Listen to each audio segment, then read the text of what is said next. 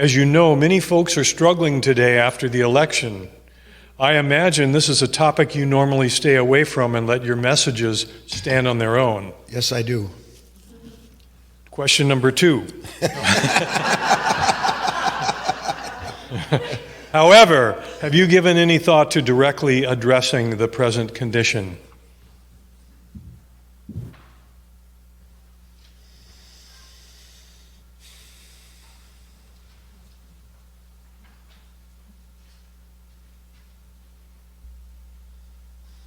The world has never, at least in the history that we're aware of, been as divided as it is now.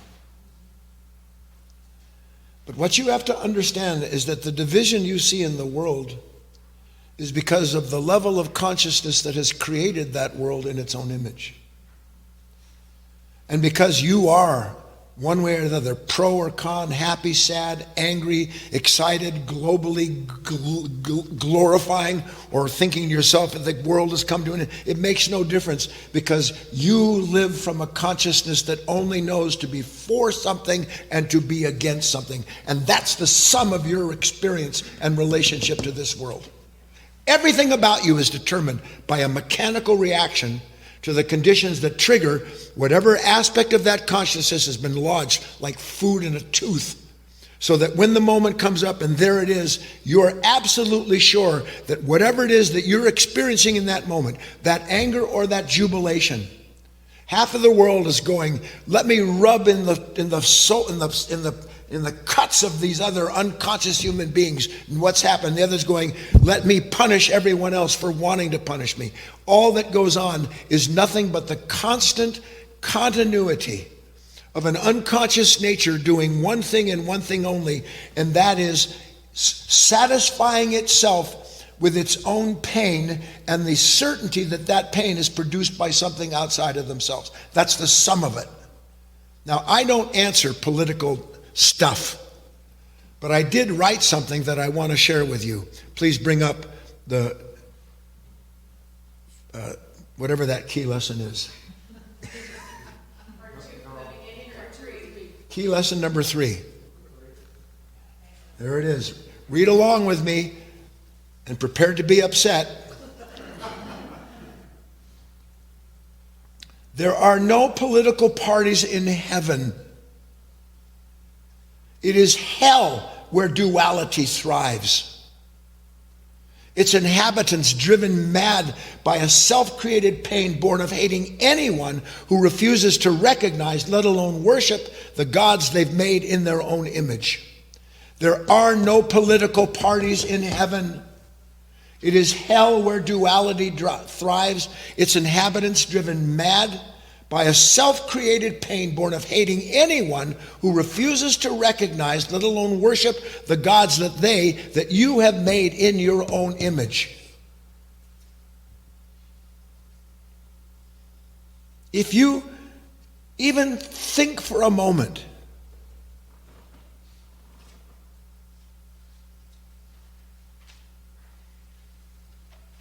how it is that and it makes no difference, of course, for those who are on fire, the celebration of whoever else they blame that fire on. There's no, how shall I say, there's no comfort in that fire. But what you don't understand is that fire existed in you before the election took place. That's what you don't see. What you experience is the unconscious attachment to an image of how this world should be, by the way, predicated on this incredible estimation that you have of yourself, so that the moment whatever it is that you have held in this esteem is challenged by any other human being who doesn't see, let alone vote the way you did, left or right, and I'm going to get into this, and I don't care. The point being this. In fact, let me get to the point. Bring up the next key lesson. There can be little doubt about the evidence of there can be little doubt about it. The evidence of prolonged experience proves it is true of all human beings. Given enough time, whatever we turn to in times of trouble is exactly what we ourselves turn into. Leave it up. Given enough time, whatever we turn to in times of trouble is what we turn into. And you are always looking to someone or something to save you from the animosity that exists in this conflicted mind that is always set for and against whatever it may be. What does it mean that I turn into what I turn to? Have you ever seen people that look like their dogs? Yes. Yes or no? Yes. You can look at some people and say, you must have a Labrador. Or a Pekingese, or a pug.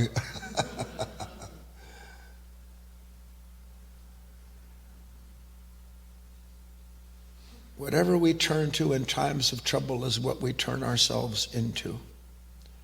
Nice deep breath now, bringing you in. And when you find yourself in times of trouble, what is it that you turn to? What are the things that you turn to when you are feeling insecure, inadequate, angry, frightened, or otherwise anxious? I'm asking you, what are the things you turn to? Patricia said thought. Come. I said God. Well, see, Patricia said God, and I completely disagree with you. Paul? Hope in a political process. Hope in a political process, much to the question. Barbara? Justification for my feelings. I look to plans. I look to ways that I can get through this moment. I try to deal with whatever it is that produced the sense of being threatened, whether it was political, apolitical, doesn't make a difference. Everything comes along, and eventually some condition, my finances, my health, my relationships, my family, something's going to come along and stir the pot, isn't it? Now, my wife said she turns to God when the pot gets stirred, but I know her pretty well. And I know that she loves God, but I also know that the first thing that happens to her is she starts thinking about what to do about the problem. Now, it may remand itself back over, but the issue is here, is that what is it that causes in me this sudden sense of being threatened? What is actually at the root of what I call this troublesome moment that I'm in? Regardless, again, whether it's political or not. What is the root of this thing? What makes me start to turn at all, and what makes me look for what makes me look for? Fear. One way or the other, fear. Something that I'm identified with, left, right, up, down, good, bad. Something I'm identified with is threatened. Now, if you don't think that's true, again, I'm not political. I hope you had a chance, if you watched the results of the election last night, I hope you had a chance to watch your heart pounding in your chest. You know why I hope that? So you can see, you can sit there all day long and say, I love God, I'm not this, I'm not that. But unseen in the depth of the darkness of this unconscious mind, which isn't just yours, but all of humanity's, there is this idea that this will be good and this will be bad. And if it doesn't go good, then it's bad. And there's nothing else that I can think about other than how bad it is. So what is it that actually I am looking for in that moment? I'm asking this question, who is my God? This is what you don't want to look at. Who is my God? My God is whatever fear tells me I need to hold on to, cling, or otherwise try to change. That's my God. Tomorrow is my God. This torment is my God. The hope to rescue myself from my pain is my God.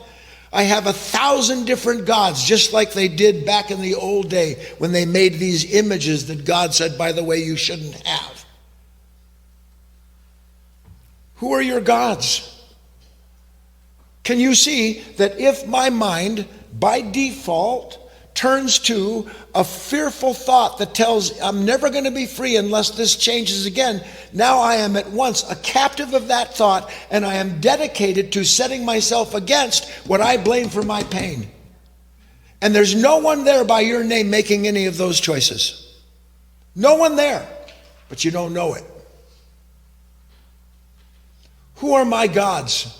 You have to ask yourself this. What does your mind do all day?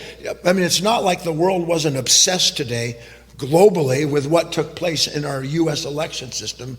But I'm asking you something more important than left or right, Democratic or so-called Republican. What was my mind? What did it do today? It tried to solve problems. It looked for ways to find security, to restore the sense of loss, if that was the case, or to celebrate what I call the gain. I don't know that in that moment I am kneeling in front of whatever thought or feeling that identity has brought up, as surely as I would go to a church. And by the way, a lot of people probably went to churches and temples and mosques and synagogues saying, thank you, God, or oh God, what happened? My football team didn't win. But we'll get a better coach. Next season will be different. And you will die suffering over the season that never comes, because freedom isn't a season. It is born out of seeing something with great clarity. And what we don't see is that whatever we kneel to in times of trial to save us are not only powerless to do what they promise to do, but actually are offered to us by a nature that's divided and creates the source of suffering that I'm trying to resolve.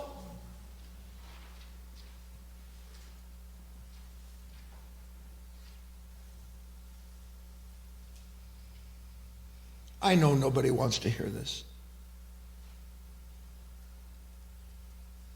You go, but what about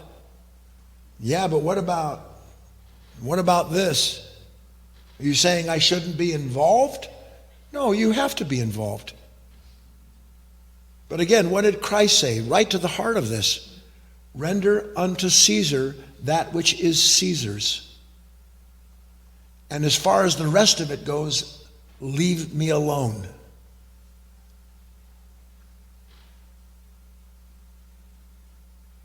Because we have no idea what the pearl of a great price is, every passing situation that we're identified with becomes our prize, believing that we're the ones who are holding on to this idea.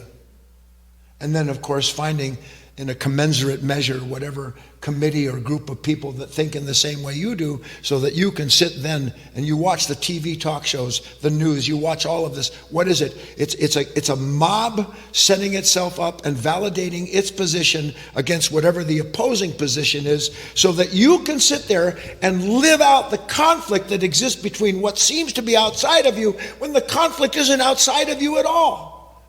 And the pearl of great price is seeing that the conflict isn't outside of you at all. Because then you understand, I'm going to participate. My wife and I voted. But if you think for a split second I would give my life away in one moment of anger, resentment, regret, or joy, or wishing that others would suffer because of the pain they put us through, whatever your mindset is, you absolutely know nothing at all about a godly life. What you are is a human being who's decided what God is.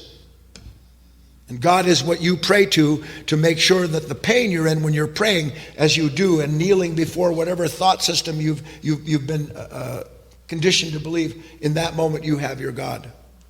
So the whole of this answer, again, I don't know if anybody even stayed through it, but I know that you are still here. The whole of this answer is to say there's a pearl of great price, and the only way you're ever going to come to it is when you see how punished you are by what you call the pearl of the moment. And there's no other way. That's the extraordinary thing. There's no other way. You will never understand what it means to look for the pearl of great price, let alone find it, until you see that your eyes that are looking now as they are at your own thoughts and reactions, that they see nothing other than the pearls that they have made out of themselves, placed in front of you, and then take and possess as if this is everything. I've got it now. You've got nothing. That's the pearl of great price. That's the pearl of great price, to recognize that as you are, all you have is a bunch of ideas and images, hopes and aspirations in a time to come, or regrets and resentments over the past, and everything in your life vacillates back and forth trying to figure out how to reconcile them.